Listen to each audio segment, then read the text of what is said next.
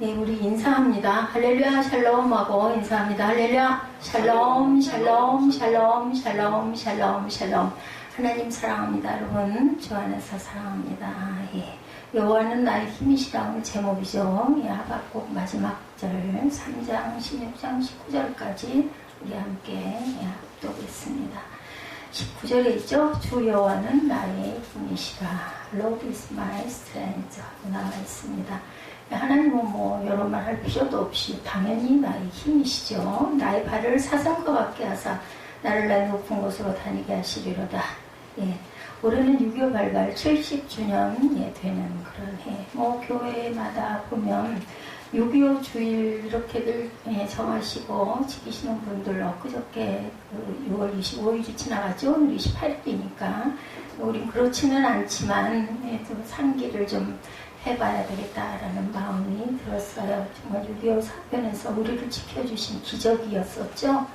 저는 태어나지 않았을 때 그랬는데 만약에 북한에게 다 먹혔더라면 저는 공선 지하에서 갓난 시절을 살았지 않았을까 이런 마음도 듭니다. 70년 전 전쟁이 발발하던 날도 주일이었죠. 그래서 6.25 주일들을 지키시는 교회들이 더러 있으십니다. 아침 고요를 깨뜨리고 포성 소리가 들린 이후에 지금까지 우리는 말로 닿을 수 없는 고통 중에 남과 북이 나뉘어져서 오고 가지를 못하면서 저희는 개인적으로 없지만 북한에 가족을 둔 그러한 분들 굉장히 그리워하시죠. 저는 이산가족 상봉 이런 것도 있었어요. 그죠? 요즘엔 또 그런 것도 없지만 우리 민족을 하나님께서는 긍휼히 여기셔서 70년 바벨론 포로에서 해방시키셨던 그 역사처럼 이 땅도 그렇게 하나가 되기를 기도합니다. 6.25 상기주일로 지키시는 분들의 말씀들을 보니 우리가 그 속에서 살아가는 입장을 우리는 생각해 봐야 되겠다 이렇게 말씀하시는데 저도 그 부분에 동의합니다. 오늘 구약성경 하박국서 맨 마지막 부분 우리 16절에서 19절까지 읽었죠. 하박국은 남왕국 유다의 선지자였어요. 그 살았던 때는 지금부터 약 2600년 전입니다.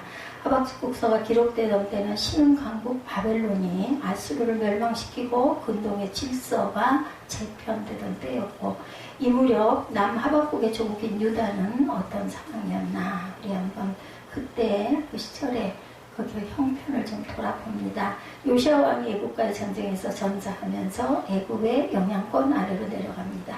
그러나 떠오르는 태양과 같은 바벨론은 주전 605년 갈구미스에서 애국을 격파하였고 그에 따라 유다는 바벨론의 손으로 들어가게 되죠. 바벨론은 유다를 당장 멸망시키지는 않았지만 자신들 입맛대로 왕을 바꾸고 포로를 끌어갑니다. 멸족이 점령했으니까 그죠?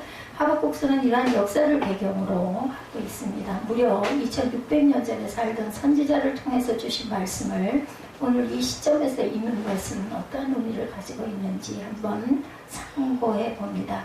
그때와 지금은 역사적 상황은 다르지만 존재론적 의미는 동일하죠. 다시 말해서 하박국이 그 시대를 살면서 가졌던 고뇌 오늘 우리도 동일하게 가지고 있다라는 거죠. 예지가 그러한 질병에 걸릴 줄 아무도 몰랐습니다. 저도 몰랐습니다. 근데 기도할 때 여러 달 전이죠. 기도할 때 예지기도라는데 제가 그런 엄청 울었어요. 성령께서 알려주신 거죠. 그래도 몰랐죠. 그 아이를 위해서 기도해야 되는가 보다 라고만 생각을 했습니다. 하박국서 그 시대의 그 고뇌 그랬을 것 같아요. 하박국은 얼마나 많이 울었을까. 나라를 빼앗기게 될 그런 위기 그런 것들을 생각할 때 그렇죠. 하나님께서는 미리 알고 계시죠. 우리가 무엇이 될지 제가 꼬마 때 교회를 그렇게 기뻐하고 즐겨 쫓아다녔던 그것을 보시고 우리 에스더를 또 5, 6개월 돼가지고 제가 안고 업고 봉사를 하러 그때 참 초기였어요. 그 유치부 예배 은가 금나 없어도 율동하고 막 하는 걸 아이를 업고 다니면서 기뻐하면서 봉사했던 그 기억이 바람감이 그렇게 나더라고요. 어제 그런 당시 유다의 국내 사정이 굉장히 고뇌했다는 거죠. 그 내용이 1장 3, 4절에 하박국 1장 3, 4절에 나타나 있습니다. 멀지 않으니까 한번 볼까요? 1장 3, 4절. 어찌하여 내게 죄악을 보게 하시며 패역을 눈으로 보게 하시나이까? 겁탈과 강포가 내 앞에 있고 변론과 분쟁이 일어났나이다. 이러므로 율법이 해이하고 정의가 전혀 시행되지 못하오니 이는 악인이 의를 에워쌌으므로 정의가 굳게 행하여 짐이니라. 악인이 의를 에워쌌어. 뭐 치워요. 그죠? 예, 여기 등장하는 단어들, 예, 강한 단어들이죠. 강포, 폐역, 겁탈, 변론, 분쟁. 단어만 봐도 당시 사회의 분위기를 우리가 알 수가 있을 것 같습니다. 유다 사회는 온갖 죄악이 사용되고 율법이 해이해졌고 정의가 시행되지 못했습니다. 유다 사회의 부조리를 말할 때 하박국은 고난받는 의인이고 억울한 피해자고 약자입니다. 게다가 언제나 악인에 비해 의인은 수가 적다 보니까 악인이 의인을 에워쌌다고 말하죠. 이런 상황에서 혼자만 열심히 율법을 지키는 것 어떻게 보면 바보 같고 어리석게 보이죠. 저는 그 어린아이 찬양을 참 좋아합니다. 어린아이들 어떻게 보면은 어른들이 보면 다 보이잖아요. 이걸 막 감추고, 그죠? 막 울었다, 웃었다, 눈치 봤다 하는 게 다 보여요. 어리석게 보이죠. 하나님 보시기에 우리가 아무리 난체를 해도 이 어린아이와 같이 보이고, 어린아이는 어린아이 다울 때 예뻐 보입니다. 그래서 우리는 하나님 앞에서는 무장해제를 해야 된다. 저는 이렇게 생각을 합니다. 사무엘아, 예배드리기 싫으면 방으로 들어가. 휴대폰은 절대 보지 말도록 해. 조는 건 괜찮은데 휴대폰 보는 거는 안 돼. 그러지 말자. 이런 상황이 더 심각한 이유는 아무도 이런 문제를 해결하려고 하지 않기 때문이고 모두가 방치하고 있고 오히려 거기에 편승합니다. 하박국의 마지막 소망은 하나님뿐이었죠. 그래서 하나님께 부르짖습니다. 우리가 할 수 있는 거 뭐 있겠습니까? 기도밖에.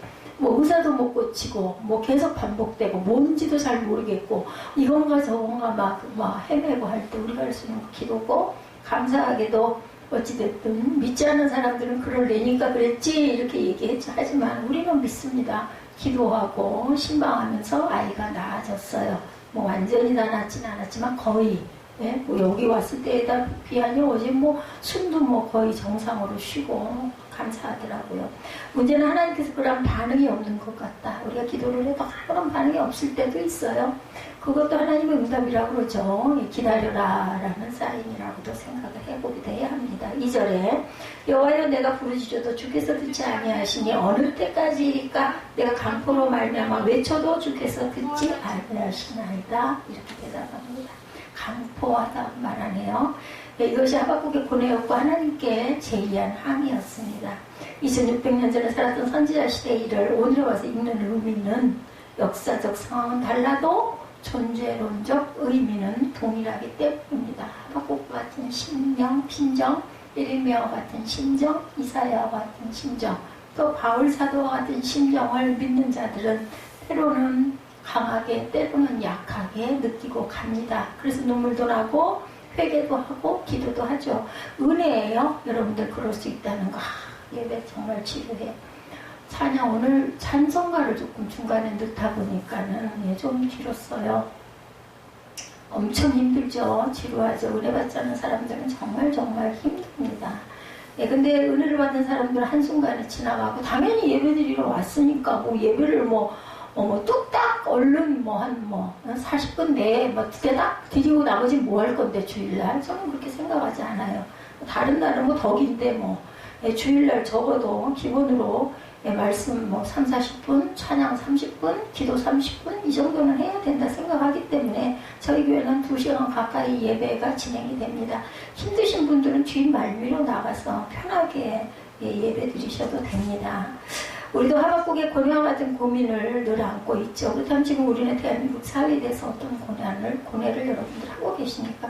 저는 이 코로나 바이러스 좀 빨리 끝나서 편하게 마스크 좀 안 쓰고 왔다 갔다 별로 왔다 갔다 하는 일도 없지만 또 하고 싶은 운동을 좀 편하게 할 수 있었으면 이게 소망이라는 소망입니다. 그래도 저처럼 편한 사람은 없는 것 같아요. 얼마나 직장의 학생들, 그 직장 생활하는 분들, 또 사업하시는 분들도 굉장히 여러 가지 경제적인 타격으로 발주도 적고 매출도 적고 그렇다고 제가 들었습니다. 저는 잘 모르지만 어쨌든 굉장한 어려움들이 있으신 거 잘 안타깝게 생각하고 우리 계속 기도해야 합니다. 대한민국은 절망공화국이다 이런 말들이 많이 돌고 있습니다. 사업을 하는 사람은 수익이 남지 않는다고 합니다. 젊은이들은 취직이 안 된다고 아우성인데 문제점이 있더라고요. 취직을 꼭 자기가 원하는 데 가려고 하니까 안 되는 건 아닐까 이런 생각이 들기도 합니다. 직장인들은 묶여있는 게 너무 힘들고 그래서 편하게 사업을 하자 해보니 사업은 또 수입이 안 나면 막 그저 있는 자본도 별로 없는데 잘려서 나가니까 망하게 될까봐 겁이 나고 그래서 스트레스를 엄청 받게 되죠. 상대적 박탈감이 점점 커져서 중산층이 사라져 간다고 그래요. 그러니까 그래서 그게 아주 잘 살거나 아니면 못 살거나 중간층이 없어지는 거죠. 경제 정의도 무너져서 대기업은 작은 기업의 희생을 통해서 성장하고 가진 사람들은 자본과 정보를 이용해서 더 큰 부를 축적하는 반면에 약자들은 약간의 기회마저 박탈당하고 있습니다. 그래서 이번에 우리 재난카드 줄 때 매출 얼마 이하인 그런 데 가서 많이 사라 해가지고 대기업이나 이런 데는 최입점이나 이런 데는 사용하지 못하게 해서 좀 많이 편해졌다라는 그런 말들을 좀 듣고 싶어 하는데 별반 크게 유익은 없었던 걸로 제가 봅니다. 우리 사회뿐만 아니라 전 세계적으로도 부의 편중은 매우 심각하다고 합니다. 전 세계 부자 8명이 지구촌 인구 절반이 가진 것과 동일한 재산을 가지고 있다고 합니다. 이러다 보니까 삶에 만족하는 사람이 점점 줄어들겠죠. 절망은 자연스레 피로를 가져오고 삶으로부터 물기가 빠져나가서 아무리 짜도 물 한 방울 나오지 않는 오래 마른 수건처럼 사람들의 마음이 자꾸 메말라가고 있어요. 인정도 사라지겠죠? 아름다움을 찾고 느낄 여유가 없습니다. 그러다 보니까 다른 이들에게 관심 당연히 갖지 않죠. 그렇지 않아도 휴대폰의 그 활성화가 이루어지면서 다른 사람들에게 여유 없어요. 누가 죽는다고 해도 글쎄 흙길 한번 쳐볼까요? 우리 드라마나 이런 데서 보면 막 쫓아가고 막 112 외치고 이런 사람들이 과연 얼마나 있는지 모르고 그렇지 않은 것 같더라고요. 하나님께서는 혼자 있는 아담을 위해서 하와를 주신 이래로 함께 사는 것이 가장 기본적인 창조 원리셨죠. 근데 요즘에 기본 질서가 자꾸 깨어지고 있어요. 함께 하는 것이 힘들어합니다. 오히려 결혼을 졸업하는 졸혼이라는 이상한 단어가 만들어져 나왔다고 그래요. 졸업이 아니라 졸혼. 아시겠죠? 무슨 뜻인지. 혼자 사는 원룸이 우리 사회의 일부가 된 지 이미 오래고 혼자 사는 혼족이 점점 늘어납니다. 우리나라 총 가구의 4분의 1 이상이 1인 가구라고 합니다. 그러면서도 육체적 욕망을 해결하려는 온갖 부정한 일들은 또한 벌어지고 있습니다. 여기에 붙어서 국가 안보도 굉장히 불안하다고 그러죠. 금방이라도 핵이나 미사일이 강타할 것만 같습니다. 그런 얘기하면 저는 먼 나라 이야기 같아요. 실제 일어나고 있는 일이겠죠. 그래서 뭐라 그래요? 무식하면 용감하다. 구태여 그러면 꼭 많이 알려고 저는 안 합니다.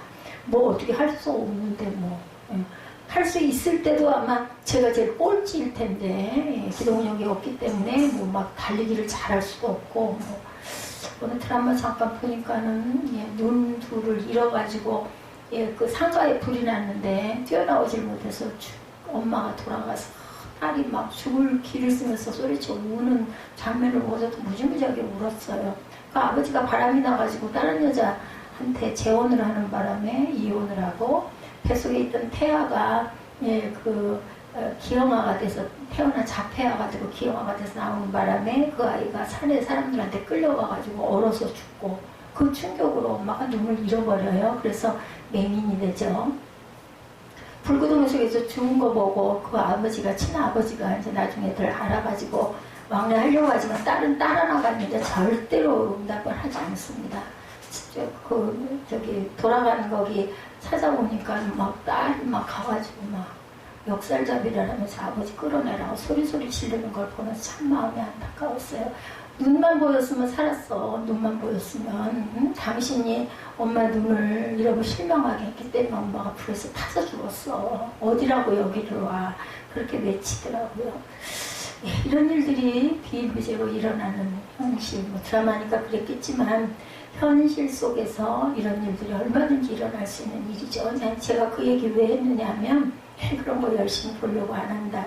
우리 상가에 만약에 불이 난다면 제가 눈이 있기 때문에 보기는 하기 때문에 나가기는 나가도 뛰어나가는 데면 제일 꼴찌로 뛰어나갈 것 같아요.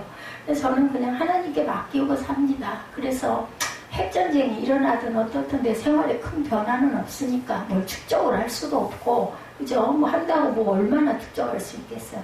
그저 있다가 하나님이 마지막 때가 돼서 멸망하게 되거나 아니면 전쟁이 나서 뭐 핵으로 뭐 죽으면 뭐 옛날처럼 총 쏘고 뭐 탱크 밀려와가지고 6.25 때처럼 그럴 일은 없잖아요. 순간적으로 그냥 돌아가는 거고 내 영혼은 하나님께 의탁하고, 데려가실지 안 데려가실지도 정확하지가 않죠. 우리는 구원의 확신을 가지고 살아가지만 그 누구 마음이에요? 하나님 마음이죠. 그죠? 예, 우리는 대기업 총수도 아니고 국민을 힘들게 하는 권력자도 아니고 부정한 방법으로 부를 축적하지도 않았고 의로운 약자로 피해자라고 생각할 수도 있는데, 정부가 기업을 비롯한 사회 현상을 비판할 때 아무 가책 없이 쏟아내는 자유로운 비판자일 수도 있는데도 그런들 뭐하겠어요. 예, 하박국의 이러한 원망에 대한 하나님의 응답은 과연 어떠했을까? 우선 1장 5절을 봅니다. 여호와께서 이르시되 너희는 여러 나라를 보고 또 보고 놀라고 놀랄지어다. 1장 5절입니다. 너희의 생전에 내가 한 가지를 행할 것이다. 누가 너희에게 말할지라도 너희가 믿지 아니하리라. 하나님께서는 하박국의 신임에 대해서 침묵하는 분은 아니셨고 그들이 놀라고 또 놀랄 일을 하실 것이다, 이렇게 말씀하시죠. 그렇다면 하나님께서 악하고 부조리한 유다 사회에 대해 하시려는 일은 과연 무엇이었을까? 그것은 심판이었는데 그 방법은 바벨론 군대를 동원한 겁니다. 그런 일들이 많이 일어나죠. 적국을 동원해서 그 나라를 멸망시키는 일. 아마 예지가 요번에 만약에 깨달았다면 좀 바르게 가지 않을까. 내게 하나님이 나를 낳아주시는 그 목적이 뭔지도 생각하게 될 거고, 본인이 내가 옆길을 잘못 갔어요 했으니까 그거 생각을 하지 않을까. 놀라고 많이 아팠으니까. 하나님께서 이렇게 어떨 때 이런 고난을 주시는 게 유익일 때가 있고, 하나님이 바라보지 않는 사람은 이런 일도 일어나지 않습니다. 잘 먹고 잘 살다 죽으면 끝, 사망이죠. 이렇게 6절에도 내가 사납고 성급한 백성 곧 땅이 넓은 곳으로 다니며 자기의 소유가 아닌 거처들을 점령하는 갈대아 사람을 일으켰다 얘기합니다. 여기 갈대아 사람이나 바벨론 사람들을 칭하는 거죠. 하나님께서 강력한 신흥 강국 바벨론이야말로 하나님께서 동원하신 심판의 채찍이었다. 저는 예지에게 회초리라고 표현을 했습니다. 하나님의 회초리를 좀 때리신 거야. 네가 미워서가 아니라 네가 잘못된 길로 가니까 건져내려고. 그들은 두렵고 무섭고 당당하며 위험이 자기들에게서 나오며 그들의 군마는 표범보다 빠르고 저녁 이리보다 사나우며 그들의 마병은 7, 8절이죠. 먼 곳에서부터 빨리 달려오는 마병이라 마치 먹이를 움키려 하는 독수리의 나름과 같으니라. 하나님께서 바벨론을 언급하시는 순간 하박국의 고뇌는 유다 내부에서 벗어나서 국제적인 영역에까지 확대됩니다. 이 하박국은 사명을 받았기 때문에 그런 것에 집중을 엄청나게 많이 하는 거죠.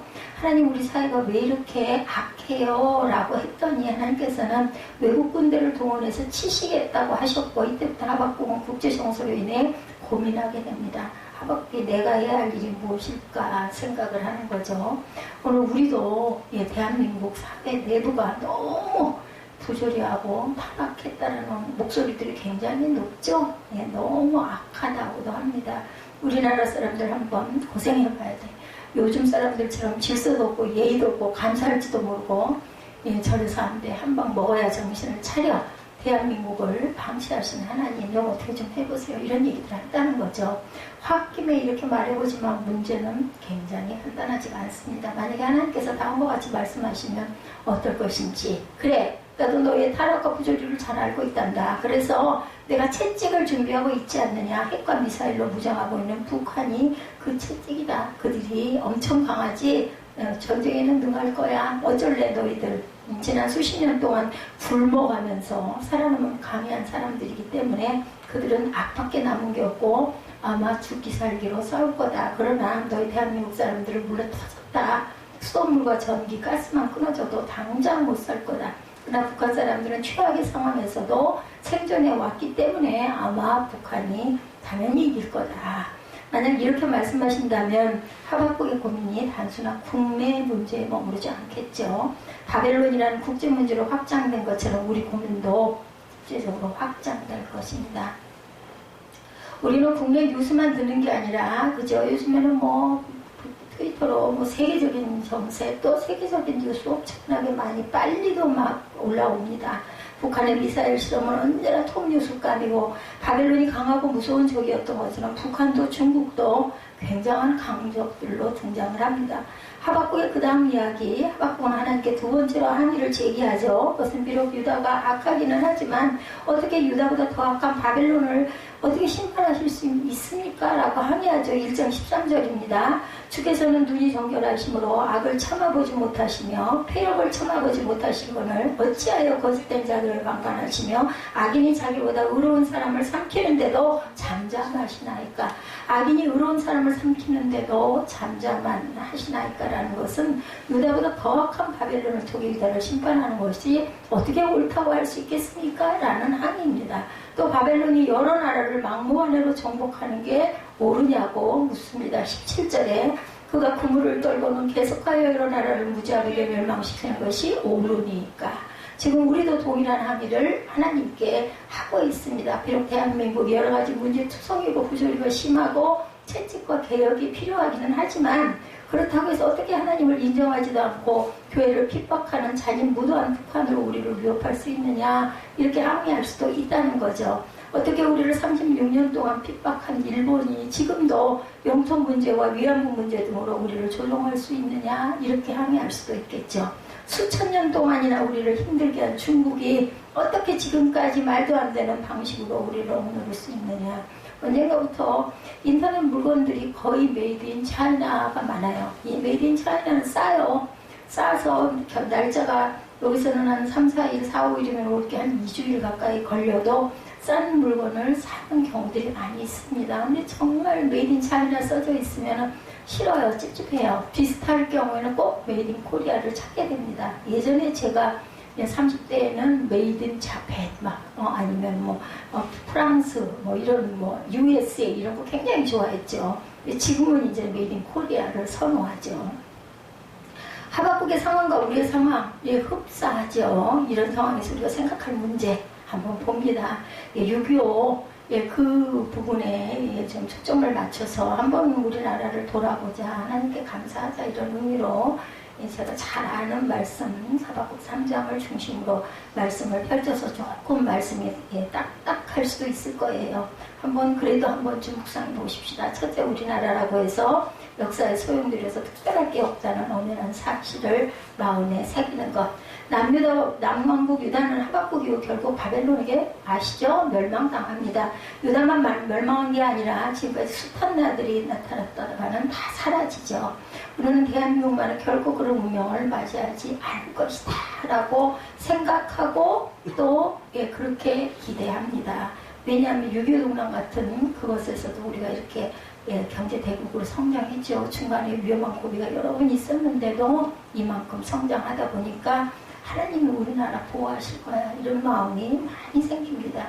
우리라고 해서 같은 결과에 이르지 말라는 법은 없는데 정신 차리지 않으면 분명히 먹이가 되고 먹힐게 될 건데 유다 바벨론에게 멸망할 때 그들이라 해서 그렇게 되기를 원했겠나, 그죠? 구한말에 우리가 일본에게 합방당할 때 누가 그렇게 되기를 원했겠습니까? 지금도 당연하죠. 대한민국은 지금도 위험하고 우리라고 해서 멸망이란 단어로 100% 자유로울 수는 없을 겁니다. 평안할 것이다라는 막연한 거짓 예언은 믿지 말아야 합니다. 현재까지 누리고 있는 평화에 감사하면서 우리는 오늘의 현실 앞에 냉정하게 서야 합니다. 몰랐어요. 제 살아온 날이 너무 감사했다라는 걸 몰랐는데 제가 몸이 연약해지고 코로나 바이러스가 발생해서 가고자 하는 곳을 못 가게 되고 나가면 마스크를 써야 되고 마스크 저는 못 쓰겠더라고. 막 김이 눈으로 올라가가지고 눈이 뿌해서 어떻게 할 수가 없어요. 그러고 생각하니까 예전에 자유롭게 다닐 때 얼마나 감사했나. 하루하루 산 게 기적 같고 제 세월을 배에 골치 않고 가지고 싶은 걸 가지면서 살아갈 수 있게 해주시는 게 하나님의 은혜구나. 이런 게 이제서야 늦게 철이 든 거죠. 둘째, 기독교인이라고 해서 특별할 수 없음을 또한 우리가 명심해야 합니다. 어떤 이들은 기독교인들은 하나님께서 특별히 보호하실 것이다 라고 생각하죠. 그렇게 위로를 받고 싶은 거겠죠. 근데 그렇지가 않죠. 70년 전 한국전쟁 당시 얼마나 많은 기독교인들이 학살당하고 예배당은 불타죠. 오히려 기독교인들은 더 집중 포화를 받습니다. 본문의 하박국도 마찬가지였죠. 16절, 본문 16절에 보니 내가 들어있음으로 내 창자가 흔들렸고 그 목소리로 말미암아 내 입술이 떨렸다 이렇게 고백합니다. 무리가 우리를 치러 올라오는 환난 날을 내가 기다림으로 썩이는 것이 내 뼈에 들어왔으며 내 몸은 내 처소에서 떨리는도다. 여기서 무리가 우리를 치러 오는 환난 날이란 구절은 두 가지로 해석될 수가 있습니다. 하나는 바빌론이 유다를 침공하는 날, 그렇죠? 다른 하나의 해석 방법은 유다를 침략하는 바벨론에게 환난이 임하는 날을 의미하기도 합니다. 하나님께서는 그 악한 적국을 이용해요, 그죠? 애국도 마찬가지고 그래도 결국은 그냥 안 두십니다. 그걸 이용해서 목적 달성하고 나면은 그 나라도 멸망시키죠. 즉 오랜 세월이 흐른 후에 이번에는 바빌론도 하나님의 책책을 맞을 그날을 의미합니다. 그러나 어떻게 해석하든 달라지지 않는 것은 그 와중에서 하나님의 백성들도 수많은 고통을 겪을 것이고 죽을 수도 있다는 거죠. 하박국 자신도 이런 고통을 생각하고 두려움으로 입술이 떨리고 몸이 떨린다 오늘 이렇게 고백합니다. 우리도 그렇습니다. 기독교인들도 대한민국이 당하는 어려움과 고난을 똑같이 당하겠죠. 오히려 어쩌면 더 큰 책임감을 가지고 크게 당할 수도 있습니다.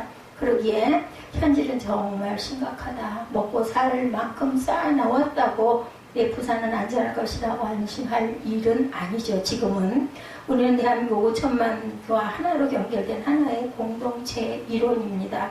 나라의 번영은 우리의 번영이고 나라의 고난은 우리의 고난이기도 하다라는 거 여러분들 아마 다 인정하실 것입니다. 나라가 평안해야 우리도 평안하게 살 수가 있겠죠.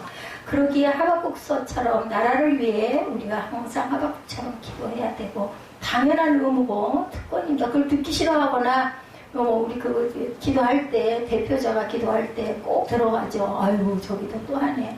왜 저렇게 맨날 저렇게 해야 되는데 해야 됩니다. 셋째, 우리는 상대적 구원에 대한 관심에서 절대적 구원에 대한 관심을 가져야 합니다. 하박국은 처음에 상대적 구원에 대해서 관심을 가졌죠. 정의가 시행되면 착취당하던 의인들은 살기가 좋아질 것이다. 겁박과 폐역이 사라지면 약자들이 살기가 좋아질 것이다. 그러나 그렇게 된다고 해서 그것이 궁극적인 구원은 아닙니다. 저는 하나님께 은혜 받는 게 정말 기적이구나 하는 생각을 자꾸 간간히 하게 됩니다. 은혜 받지 않는 사람이 예배가 아까 말씀드린 대로 1시간 30-40분 정도가 연장이 되면 얼마나 힘들겠어요. 근데 은혜 받은 사람들은 뭐 조금 길어도 그 정도로 힘들지 않거든요. 얼마나 은혜예요. 그죠? 역사 개혁의 상승 국면을 만났을 때 강력한 지도자가 등장했을 때 일시적으로 국민들의 삶이 향상될 수도 있었어요. 그러나 그것은 어디까지나 일시적일 뿐이죠.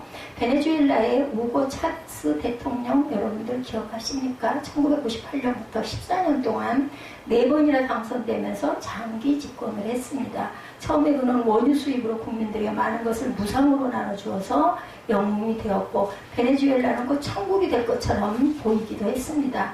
그러나 지금 베네수엘라는 지옥 같은 상황이 벌어지고 있죠. 사람들은 햄버거를 싸먹을 휴지를 사는 것보다 차라리 지폐로 음식을 싸서 먹고 있다고 인플레가 심한 거죠.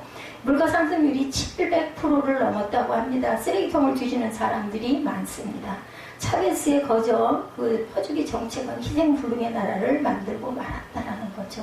정치가 이렇게 중요합니다.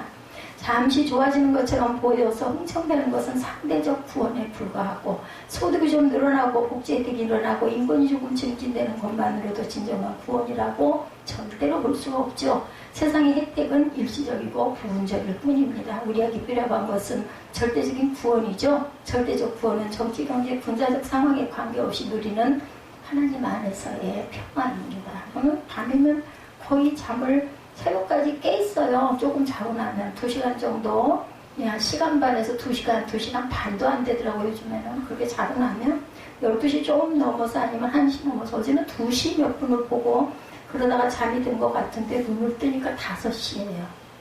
그래도 뭐 좀 낫죠. 5시부터 아침까지는 그렇게 멀지가 않기 때문에. 조금 일찍 잠들어가지고 12시에 잠들고 1시 반이나 2시에 깨면은 아침까지 아주 꼬박 밤을 새요. 그러면 아이고 그걸 어떻게 견뎌. 근데 저는 그렇지는 않아요. 참 하나님의 은혜다 하는 생각이 듭니다. 안 되면 뭐 일어나가지고 뭐 이것저것 준비도 하고 그래서 컴퓨터 켜고 그럴 때도 있어요.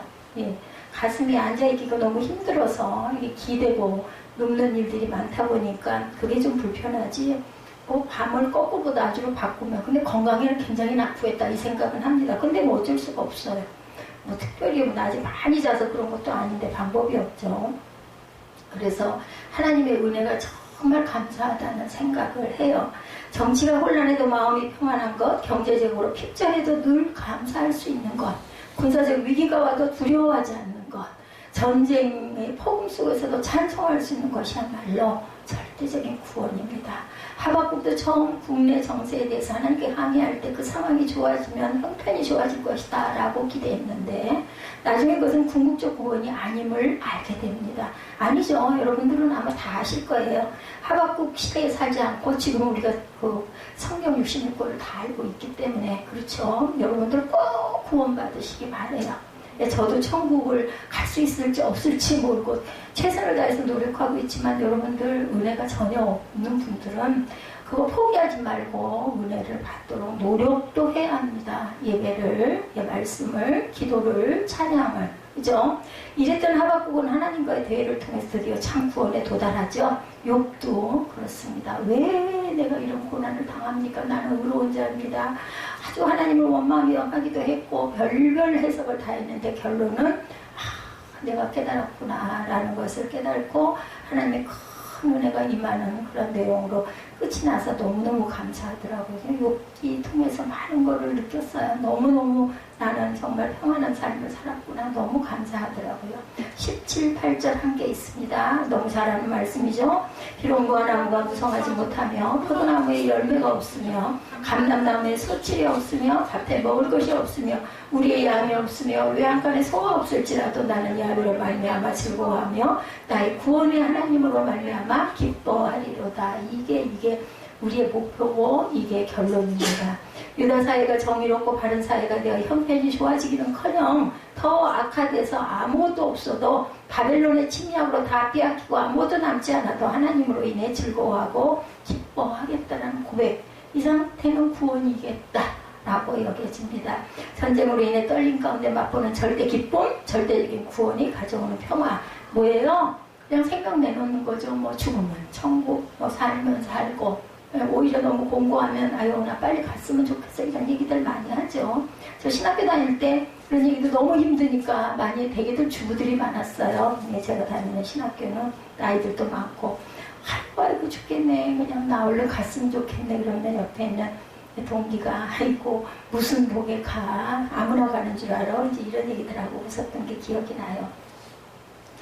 이런 평화, 여러분들 우리는 무엇을 해야 될까? 여러분들 생각해 보십시다. 잠깐만이라도 휴대폰과 노트북 그것이 아니면 생활이 안 되는 요즘 시대에 이거 생각하는 일조차들도 안 하시려고 그러죠. 이 시간이라도 잠깐 제가 여기 서 있으니 딴 거 못 하시는 분들 잠깐 생각해 보십시다.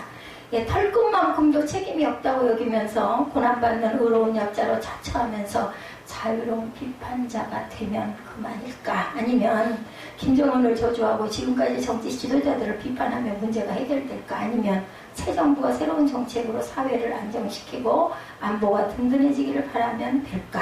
우리는 새 정부의 성공을 위해 기도하고 당연히 응원해야 합니다. 지도자를 위해서 기도하라고 하나님 말씀하셨거든요. 그러나 지금 우리 기독교인들에게 필요한 것은 대한민국이 어떻게 되어도 남북한이 어떻게 되어도 세계가 어떻게 되어도 끊기지 않을 믿음을 갖는 거죠. 우리가 바라는 대로 되는 게 없어도 외양간에 소가 없고 포도나무에 소출이 없어도 하나님으로 인하여 기뻐할 수 있는 저와 여러분들이 되셔야 한다는 거. 그 절대 구원은 오직 예수 안에만 가능합니다.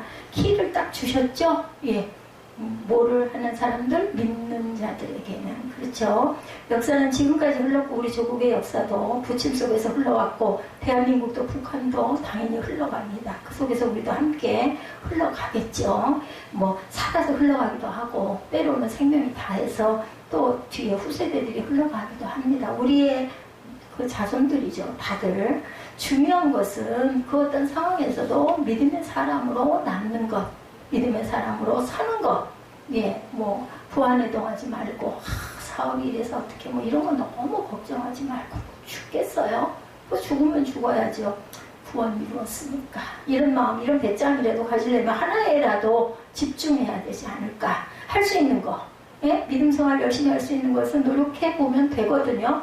국가적 번영에도 교만하지 않고 믿음으로 하나님만 섬기는 것. 뭐 우리 거기에 얼마나 영향을 끼칠 수 있겠어요. 그거죠? 국가적 번영에. 국가적 재난 중에도 포기하지 않고 하나님을 신뢰하는 것. 국가적 재난에 우리가 뭘 얼마나 덜어낼 수 있겠습니까? 그냥 차라리 하나님을 신뢰하고 믿고 따르는 것. 그게 승산이 있지 않을까? 저는 그냥 언뜻 미련한 머리로 생각을 해도 제가 목사가 아니어도 저는 그럴 것 같아요. 우리의 신실한 선배들처럼 가난 중에서도 유기의 폐허 위에서도 질병 속에서도 하나님만은 온전히 바라보시기 바랍니다.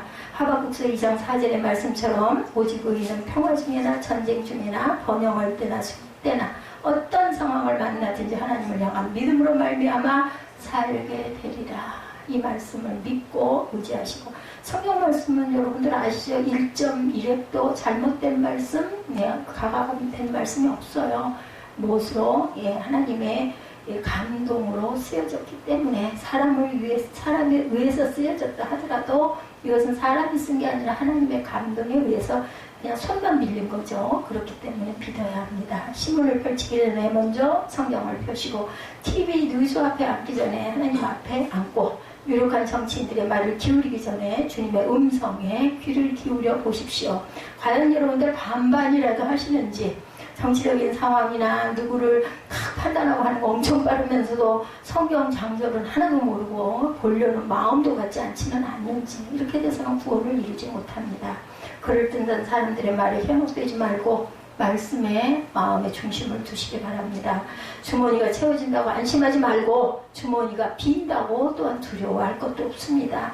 대한민국의 어떤 상황에서도 하나님 안에 평안하시기만 한다면 그 평안 가운데 우리가 진심으로 나라를 위해서 기도할 수도 있고 우리 모두가 그런 기독교인으로 나라를 사랑하며 살아있는 날까지 우리 끝이 어딘지 아무도 몰라요. 그죠? 제가 어저께 그 얘기를 했던 것 같은데요.